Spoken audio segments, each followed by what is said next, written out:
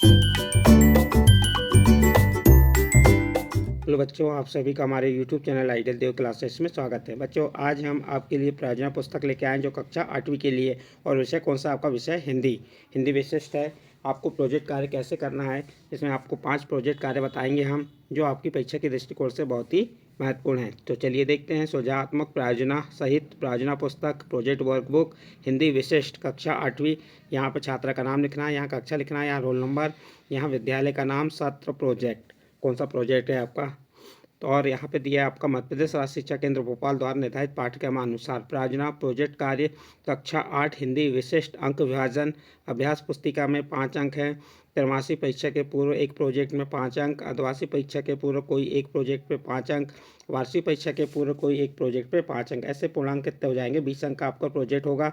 और अंतिम मूल्यांकन हेतु सुझावात्मक प्रोजेक्ट कार्यों की सूची। तो ये 5 प्रोजेक्ट कौन कौन से आपको कराना है वह उसकी सूची बताई गई यहाँ पे। चलिए देखते हैं हम प्रायोजना 1 यानी प्रोजेक्ट 1। प्रोजेक्ट 1 क्या है? मुक्तानंद जी के समान आपके आसपास क्या ऐसे कोई मनोरंजक पात्र हैं? यदि हाँ तो उन पर एक आलेख आप भी तैयार कीजिए। देखिए, मुक्तानंद जी के समान हमारे आसपास कई ऐसे पात्र हैं जो मनोरंजन करके खुद का तथा सबका मन बहलाते हैं। मेरे मोहल्ले से थोड़ी दूर पर रहने वाले एक अंकल पतलू अंकल के नाम से प्रसिद्ध हैं। वह बच्चों के सामने कई तरह के मनोरंजन के काम करते हैं। कभी वे बच्चे बनकर बच्चों के साथ खुद ही खेलने लगते हैं और ऐसे कई खेल तमाशे दिखाते हैं जिससे रोते हुए बच्चे भी हंसने लग जाते हैं। इसलिए मेरे मोहल्ले के सभी लोग इनका इंतज़ार भी करते हैं। वास्तव में पतलू अंकल भी बच्चों और बड़ों के बहुत ही चहेते हैं। इस प्रकार बच्चों, आप जो मुक्तानंद जी के समान आपके मोहल्ले या पड़ोस में जो कोई व्यक्ति ऐसा है जो मनोरंजन वगैरह करके दिखाता है, तो उसके बारे में आप यहाँ पे लिख सकते हैं। इस प्रकार आपका प्रायोजना 1 कंप्लीट होता है। इसके बाद दूसरा प्रायोजना 2 देखते हैं। प्रायोजना 2 में क्या दिया है? आपके आसपास कोई जलप्रपात हो तो उसका विवरण लिखिए।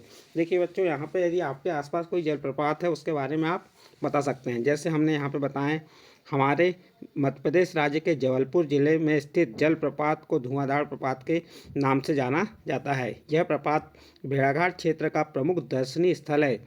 लोग दूर दूर से इसे देखने के लिए आते हैं। इसकी उत्पत्ति नर्मदा नदी से होती है।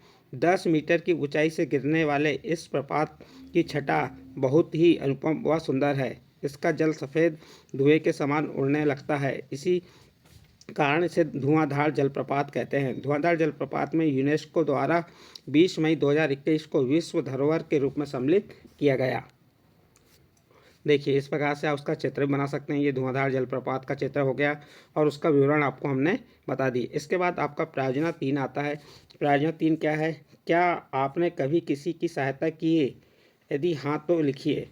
देखिए बच्चों, यहाँ प्रायोजना 3 में क्या आपने कभी किसी की सहायता की है? यदि की है तो उसके बारे में आपको लिखना है। जैसे हमने यहाँ आपको बताया, हाँ, लगभग 2-3 वर्ष पहले मैं अपने माता पिता के साथ बाइक से गांव जा रहा था, तो रास्ते में अचानक ही गांव आ जाने के कारण सामने से आ रही बाइक का संतुलन बिगड़ने के कारण बाइक गिरने के साथ ही बाइक सवार भी गिर गया।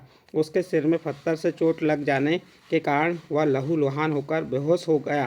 तभी हमने रुककर तुरंत ही आपातकालीन नंबर 108 पर फ़ोन लगाकर एम्बुलेंस को बुलाया।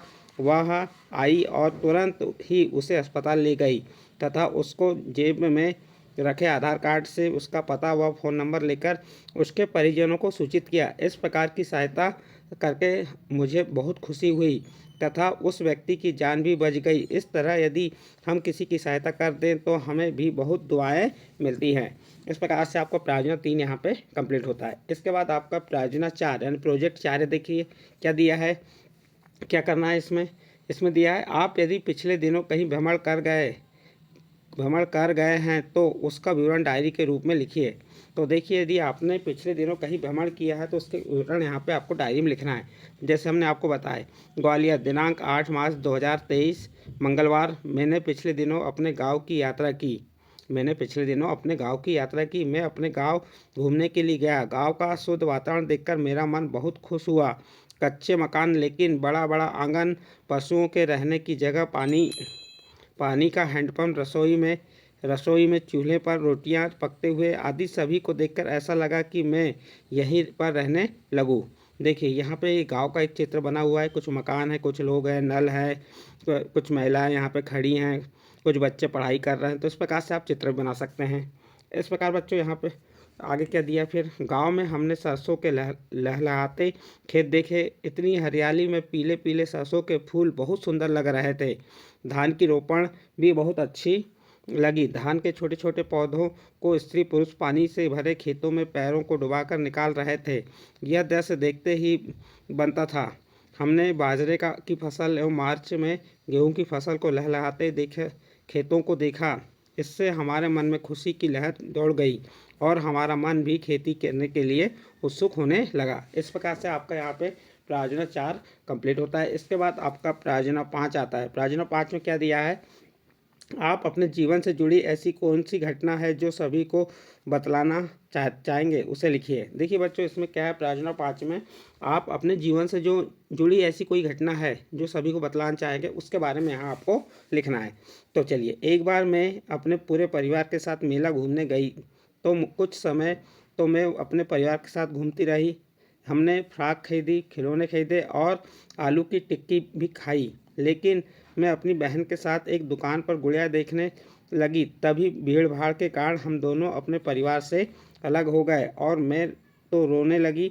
लेकिन मेरी बड़ी बहन ने साहस का परिचय देकर पुलिस वाले अंकल को बताया और अपना नाम व पता भी बताया। उसी समय हमारे मोहल्ले के एक भैया भी आ गए जो हमें जानते थे। फिर उन्होंने हमें घर तक छोड़कर अपने परिवार से मिलाया।